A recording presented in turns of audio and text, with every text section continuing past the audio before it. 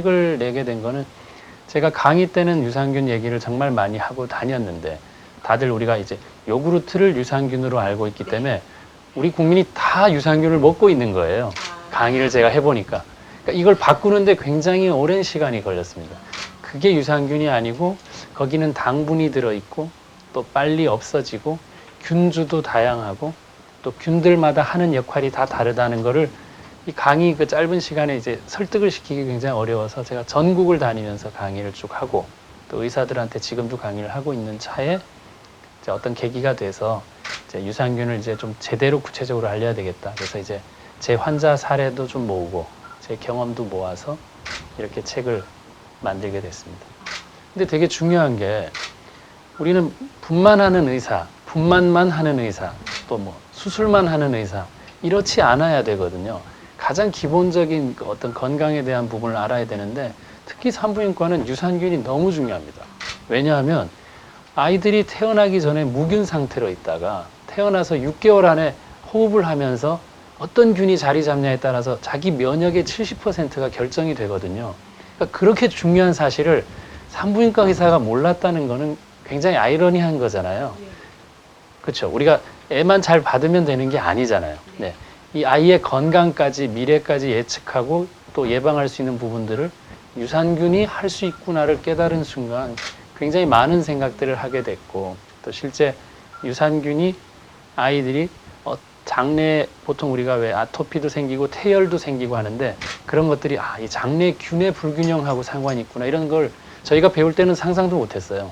제가 전문의가 되면서. 그래서 제가 산부인과 전문의가 되고서 이런 공부를 쭉 하게 됐고 실제 제가 레지던트 할 때를 굉장히 스트레스 때문에 살이 많이 쪘었거든요. 제가 뭐 다른 책에서도 얘기를 했었지만 근데 이제 해독 주스처럼 된 거를 그때 처음으로 먹게 되고 장이 좋아지는 게 살이 뭐 엄청 빠질 수 있구나.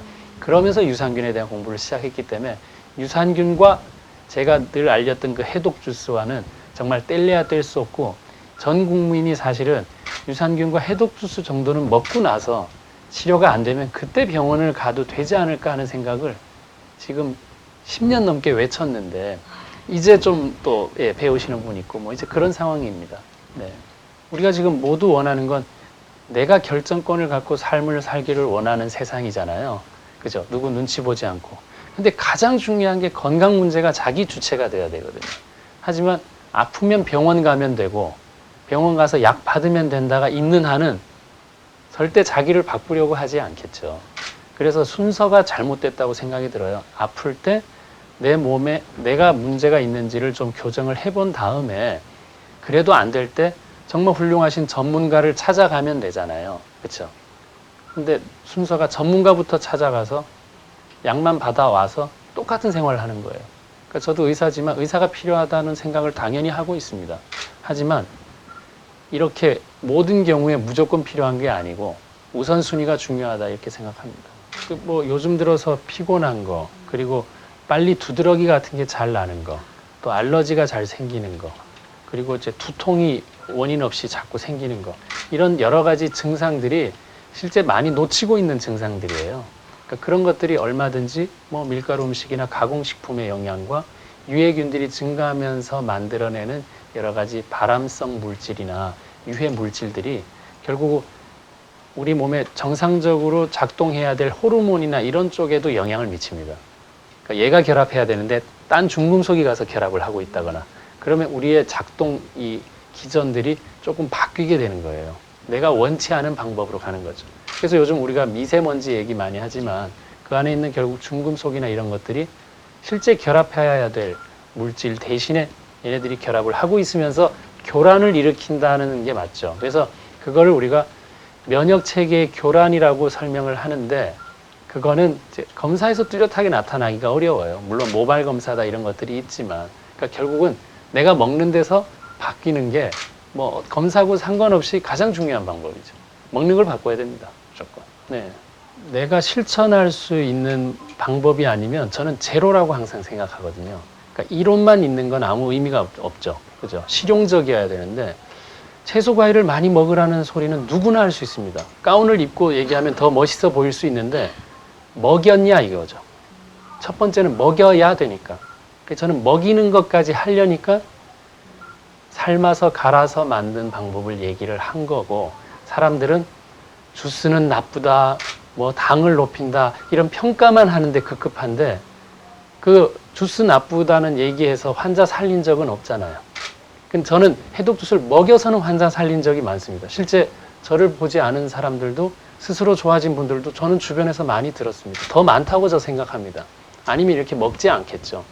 그러니까 거기에 단점이 몇 퍼센트 있더라도 장점을 위해서, 그리고 위험하지 않으니까 그렇게 실천을 해보게 하는 거는 의학으로서 굉장히, 의사로서는 굉장히 중요한 방법이라고 생각이 들고, 대신 이게 다이어트로만 너무 인식돼서 시작된다는 게 안타까웠지만, 건강해졌기 때문에 살이 빠졌다가 맞지, 살이 빠졌기 때문에 건강해졌다는 아니거든요. 그러니까 저는 항상 우선순위라는 게 굉장히 중요해요. 똑같은 말이라고 하더라도. 그래서 해독 주스가 주는 거는 과일 채소를 흡수율을 높여서 내가 한두 번이라도 먹는 실천을 하게끔 하는 거예요. 이 세상이 지금 공존하는 세상이고, 실제 이제 인문학이나 철학이 다시 이제 부흥을 하는 시기가 됐잖아요. 너무 기계적인 세월을 한 50년, 100년 안에 너무 빨리 이뤘죠.